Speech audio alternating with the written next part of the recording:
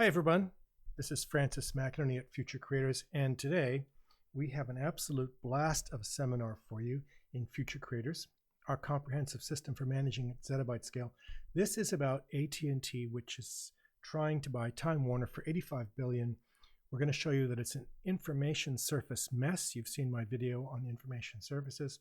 This is a spectacular disaster in the making. Let's get right to it. What you will learn today: the conventional wisdom. AT&T buys Time Warner so it can leverage its network with Time Warner content, and pretty much everyone thinks that way. The FutureCreators insight, on the other hand, is different. It says this $85 billion deal is a non-starter. Why? AT&T is trying to layer the most capital efficient cloud membrane on the most capital inefficient, its own. This means that AT&T doesn't understand what the three cloud membranes are, as we've described in our seminars, how these membranes interact to form scalable markets. That's what monetizing the information surface is all about. How membrane interactions monetize the AT&T and Time Warner information surface. Well, if you don't know this, you don't know which due diligence questions to ask. Good luck with that. Now, what will AT&T learn? A lot. First of all, to inflate information surfaces require high levels of capital efficiency. That's rule one. You do not make M&A deals that, like Time Warner, mix asymmetric information surfaces, and you do not mix incompatible cloud membrane combinations that increase capital inefficiency. Do not race to require an information surface that, like Time Warner, you cannot integrate. You do not have the capital efficiency to exploit. And because information surfaces define your operational capability, you don't have the capability to understand or manage. This means AT&T has some big choices. Let's look at these. Now, to make its information surface competitive, does AT&T go for more infrastructure in the cloud's app delivery membrane? This means increasing wireless density, like 5G wireless, which is enormously capital intense. Backhaul. Now, backhaul is especially important for all of the new devices in the app enablement membrane that are coming on stream, like smart windows. Imagine every window in every office tower and high-rise in the world connected to the internet, and you understand that backhaul, which doesn't exist for this, is a big, big challenge. And is that where AT&T goes? Does it leverage its network there? What about content delivery network density? You take something like Equinix and you try to spread it around into a deep distributed CDN architecture to maximize content quality delivery all over the territory you serve. Or does AT&T layer content onto the cloud's app membrane, like Time Warner? Bluntly, AT&T does not have the capital to do both. Let's look at the information surface for a second. A quick review. You've seen this before. On the left, device price performance over the last 60 years. On the right, the number of devices networked, and we're now in the many tens of billions of those. And we have ages flowing along the Moore curve. The mainframe age of 60 years ago. Personal computers of the 1980s. The internet, which really exploded at this critical price performance shift you see on the chart in 1995. And the device big bang that followed, and now we're in the age of rapid cloud inflation, and you can always review my video on how cloud inflation affects you and how you can profit from it. The information surface of a company is what's on the left times what's on the right, not complicated. Now let's say we turn this chart on its side. You can see that the 1960s era information surface, the 3270, that was the IBM terminal that ran its mainframes, very small, hundreds of thousands of devices on the right. Today we're up in the hundreds of billions of devices, almost. We're at 80 now, I think, so we're about to cross that line. And you can see the information surface has been inflated by rapid cloud inflation, and it's now gigantic.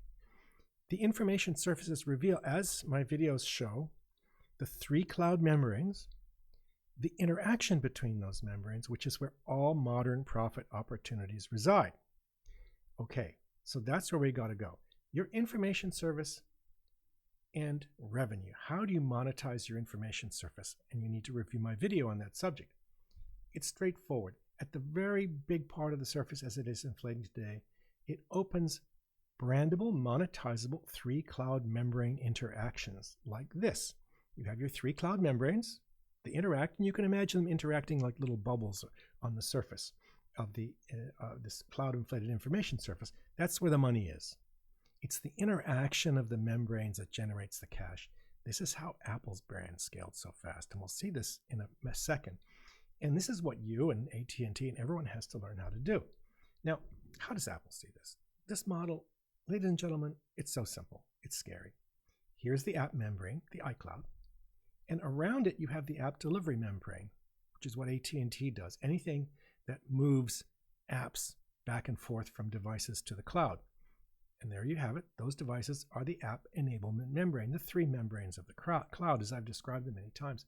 All Apple did was rotate, if you like, around the cloud using this simple architecture from the markets of tens of billions through to much larger markets, tablets and phones that are in the hundreds of billions, and is now moving into even bigger markets, cars, healthcare in the trillions, banking as well, and who knows what they'll do next. But here's the key. Apple is now moving, as we've said for years, predicted this time and again, and Apple is now doing it. They're layering content onto this whole thing. Now you might say, oh, well, AT&T just wants to do the same thing.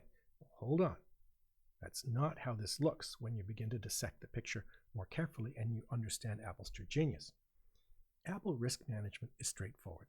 Basic architecture, they want to layer content onto it, but Apple outsources the app delivery membrane because it is too capital inefficient for them to own. Very straightforward. They have looked at working in this space for a long, long time, and no one has ever proven to them that there is a capital efficient way of doing it. That may happen, but it hasn't happened yet. Let's look at AT&T's risk management. Okay, here's the basic structure. AT&T only owns the least efficient part of this structure, the app delivery membrane. That's all they own. They don't own anything else. And they want to layer content onto that? Not so fast. AT&T's capital inefficiency is its core problem. Its revenues were up almost 30% in the last 5 years. Okay, but its property, plant, and equipment is 76.3% of revenues.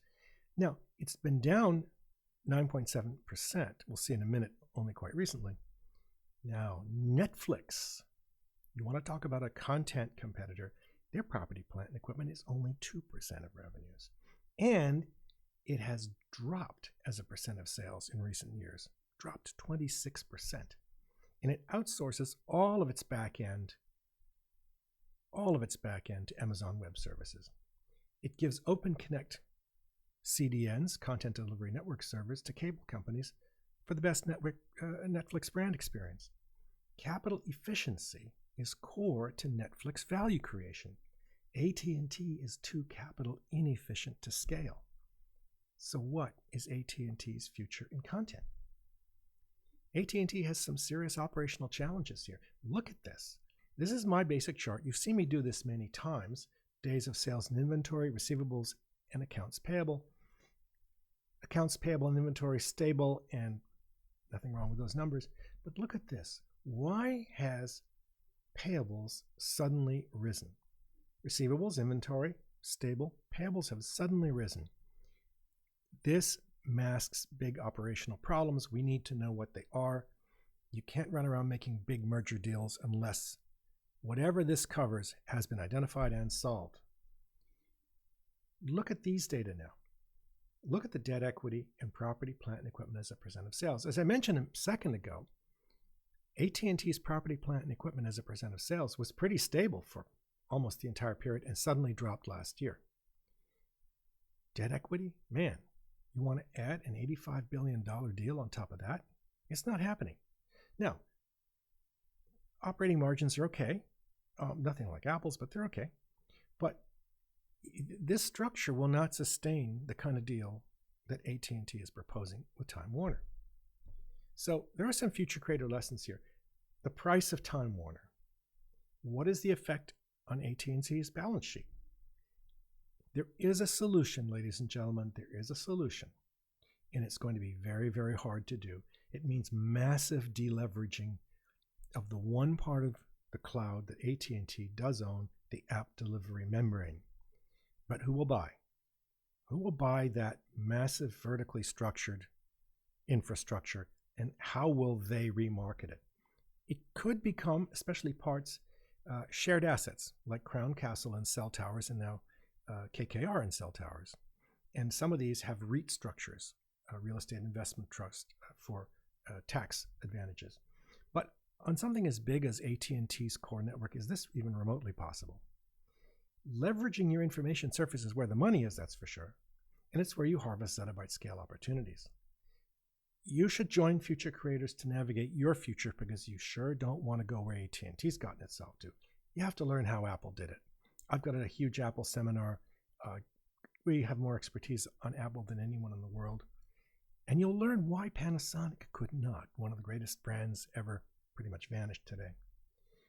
For extra guidance in this series, my foundation series, look at these videos: Managing Your Information Surface Monetization, Information Surface and M&A, Cloud Inflation and You, the App Enablement Membrane, the App Membrane, and for case studies, there is one and one only: Apple. Okay, folks, I've been Future Creating since 1976. Welcome to Future Creators. It's great to have you on board. And let's go out there and make your company scale profitably in the zettabyte space. See you again soon.